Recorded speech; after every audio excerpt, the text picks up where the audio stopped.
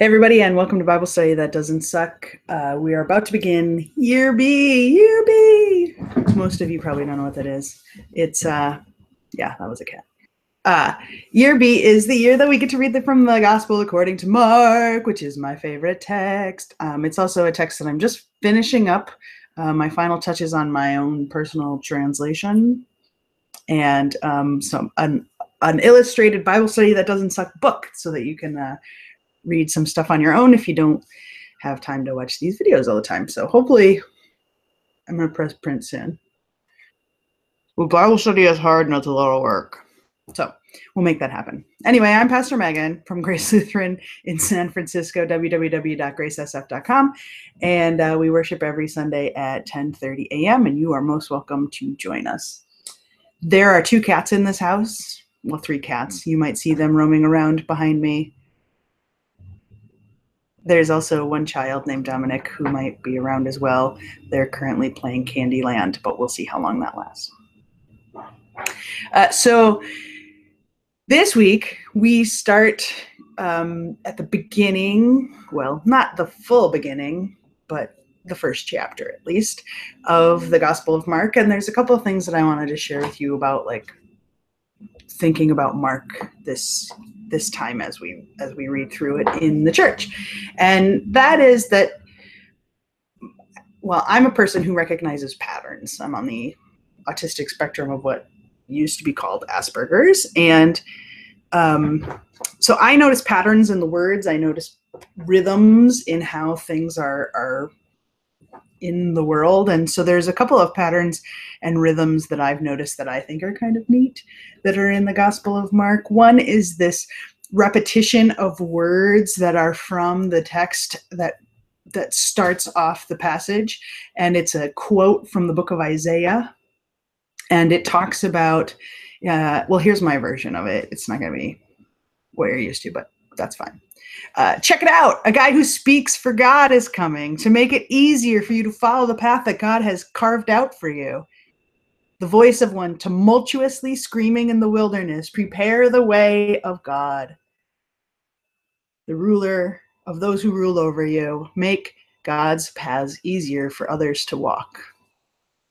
So that's going to be kind of the theme of almost everything that's going to happen in the Gospel of Mark. There's going to be screaming, there will be wilderness, and there will be this unending attempt to try to prepare the pathways so that they're more walkable for more people, so that more people can love and name and claim God. And you'll see that just kind of over and over and over again. So when a demon is plucked out of a person, there's going to be screaming. And then there's going to be a road that makes life easier for someone. And maybe it will be the demon, maybe it will be the person. You got to wait and see. That's coming up in the next couple of weeks. But it will be a story that then flings Jesus off into the wilderness, or into a wilderness place, to try to figure out what's next to do. Today's particular reading is about the baptism of Jesus, and what you need to know before you think about the baptism of Jesus is about the ancient construction of how the world worked. So they believe that there was like this dome over the heavens, that there was windows. Above the dome was all the stuff of God, the stuff of like spirits, the stuff of demons, so both good and bad, but like mystical powers. Below the dome was this separation, and this comes up in the Genesis reading. So there's water and land, they get separated.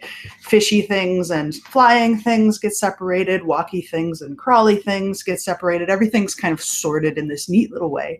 And then at the beginning of this baptism that Jesus experiences, this dome above the earth that separates the stuff of God from the stuff of humans gets divided into, violently, tumultuously torn into. And this will happen 2 more times in Mark's gospel. A lot of things happen 3 times. This tearing in 2 of the dome is important because a bird flies down. Other people translate it dove. I'd translate it pigeon because it's the same word, but less pretty.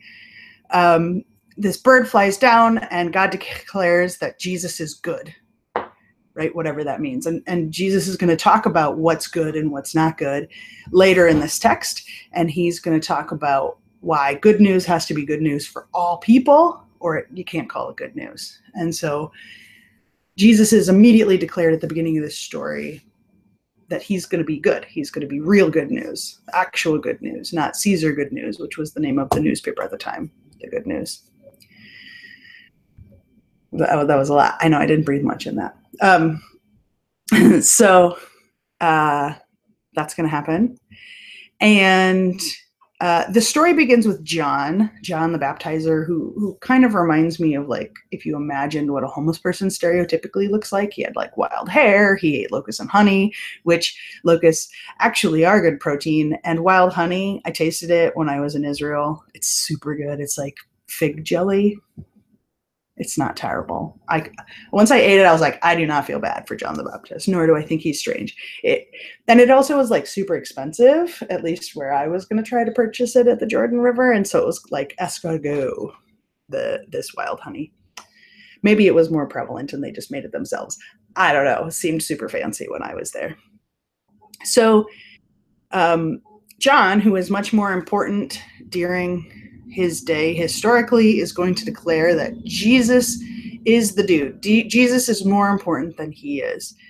And then, right, that violent ripping in two, the voice from the wilderness that we were just listening for from the book of Isaiah, and Jesus is declared good news.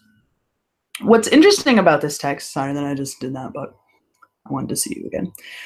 What's interesting about this text is that when Jesus starts to heal demons, which is going to happen in a couple of verses, it's going to happen in the exact same way as Jesus's baptism.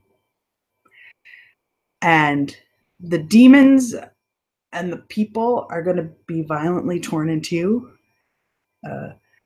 And Jesus is going to pull out the demon and free the demon from the human. It's actually the way Mark says it happens, is the spiritual stuff is freed from the human stuff. It's a part of this creating order that's from the book of Genesis that says that things need to be divided. And so Jesus is going to commence redividing things that have gotten all mixed up and mixed together. And it's going to happen throughout the Gospel of Mark. I'm super excited about it. But what's this mean for what's going on in our world today? Well, imagine that the ambiguity of the world could be sifted. Imagine that the news, that when you saw something on TV and they have those heads that go, rah, rah, rah. Yes, he does. No, he doesn't. Yes, he does. No, he doesn't. I'm so mad.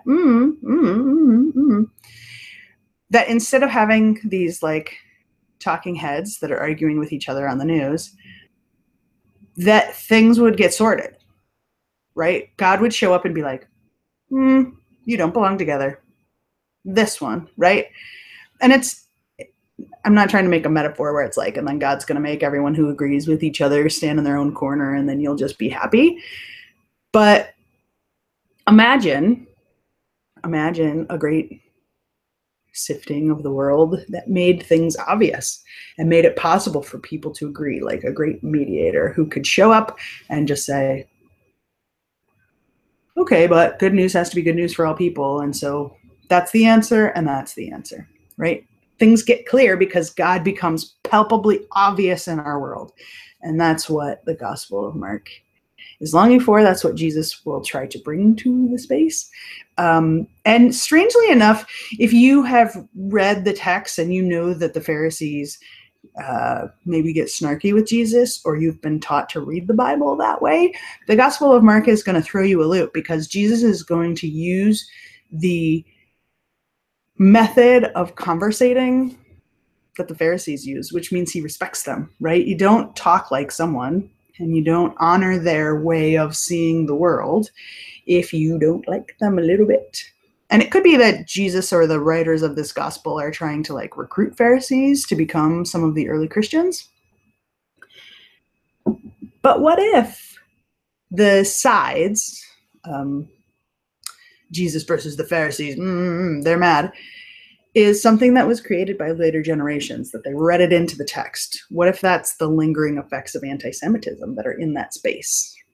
And wanting to be people who try to do the best kind of justice we can, I want to challenge you to try to read Mark this time through, sifting off the lingering effects of anti-Semitism and rejecting them, because Pharisees worked with scribes to retranslate biblical text with the idea that you wouldn't just follow the rituals at temple or in church, but that you would carry out these rules of how to live your life in the fullness of your life. So it's why there's questions like, why aren't you washing? Why aren't you doing these things?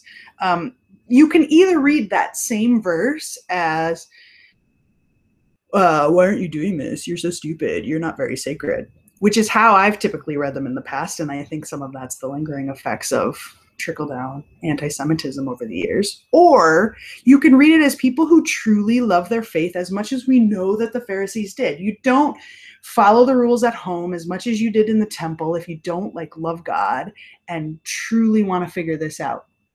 And you'll find that in these conversations, the Pharisees and the scribes are often next to each other. They're with each other in the same conversation, which means they're probably in the process of looking and translating how the Torah can be applied to their everyday lives, right? The scribes are the ones you would bring to that ethical conversation because they were the ones who were intimately working with the words in the text, right? So it's not like it's the Pharisees at home or on their day off. When they're hanging out with the scribes, it's when they're wrestling with what the Bible is up to, what the sacred texts are up to. And it would be the appropriate time to ask a faithful question. What if someone knows something you don't? What if they've considered something that you haven't considered? There's cats fighting with each other. And so what if the Pharisees are simply just trying to figure out what this rabbi is thinking and if it applies to them and taking Jesus really seriously? We know how the story ends, right? And I think Mark's gospel, unlike other gospels, maybe is trying to blame that more on the Sadducees. The Sadducees, if you don't know, are political leaders who are very conservative in everything that they do. They're conservative politically, they're conservative religiously. They're very interested in what the upper crust, top 1%, rich people, the aristocracy, they're interested in their faith, and they're not interested in shaking the waters. However, right, we do have the example in Mark's gospel of this young ruler who's very rich, who understands how the sacred texts work, and when Jesus asks what are the rules that you have to follow, gives the very conservative answer that would be the right answer to give. And so Jesus also seems to be reaching out and friendly with and kind to the Sadducees as well. And so if you learned songs about Pharisees and Sadducees when you were a little kid, wonder if they were maybe anti-Semitic. Because as I read the Gospel of Mark, Jesus seems to assume that all people can be learners, which is the literal definition of what the word disciples means. Jesus assumes that all people have some work to do in figuring out what God is up to, and that all people have this ability to make change. And if they sync up with God, that the kind of change that they can make is move mountains kinds of change. I have, as I looked at the Gospel of Mark, changed the word power to chutzpah, in part because power is a word that when I think of it, I think of the Energizer Bunny. Remember when he used to go and the other rabbit would run out of power, but the Energizer Bunny would keep going? Well, in this story, Jesus runs out of whatever that Greek word is, whether it's chutzpah or power. And then the disciples run out later, and then people who haven't listened or agreed with them still have it. And I think of this changing agent more as the radical audacity to want to make change in the world. The kind of chutzpah that younger generations of Christians have when they have not yet given up that change is possible in the world, right? And so it would make sense if Jesus runs out of chutzpah, runs out of self-confidence as he's about to die and perish and be attacked. But that doesn't mean that the power is gone forever, like that rabbit who loses to the Energizer Bunny. It just means that Jesus can come again, right? And if you think about what the creeds say, they say Jesus will come again in power. Jesus's chutzpah comes again, like the self-confidence of God, that bold audacity that encourages us to be ever reforming, that encourages us to still like march in the streets when there's an important issue that's happening, that encourages us to continue to like feed the hungry and advocate for housing, even though other people have said it's not ever going to be fixed, you're just wasting your time. Like that bold audacity of God is the chutzpah that Jesus is trying to share with us and make infectious in our world. But there's another thing that's going to happen throughout this Gospel of Mark, which I really like. And it happens, the Greek word is translated like withering, like things that are withered. And I couldn't find a better way to translate it, but it has something to do with the amount of water something has. So there will be some healings coming up where Jesus is going to heal withered hands. And I like to imagine it as like people who are parched, who don't have enough water, are going to get living water from Jesus, and then their hands aren't withered anymore because they have enough liquid inside of them, right? And in the same way, when Jesus sees the fig tree, it's full of water, but it's not synced up to God's time. It's not producing fruit at the exact moment that Jesus wants it to be producing fruit. It's an irrational agricultural request. But if the point of this story is that people will sync up with God's time and that you'll not don't wait until the figs are in season to feed people, then this is a story where Jesus says, I'll give you all the living water you need. I'm going to inspire you to have the self-confidence and the chutzpah. And I don't want you to wait until next week to solve problems or to fix things. Sync up with God's time, because when love comes to you, and you have to take the time to celebrate it. You can't just continue on with what you're doing, right? So that's what I think Jesus is up to in this gospel, and what I hope that you'll be up to. Look for moments where you can provide living water to other people. Look for moments where you can embrace love when it comes to you. And look for moments where you can forgive yourself, restore yourself to God, and more importantly than anything in this text, find ways you can make the path to God easier for others, particularly those who are the most vulnerable. Right? Yes. So that's what you need to do. We're going to go play Candyland. I'll play it. You're going to play it? You're already done playing it?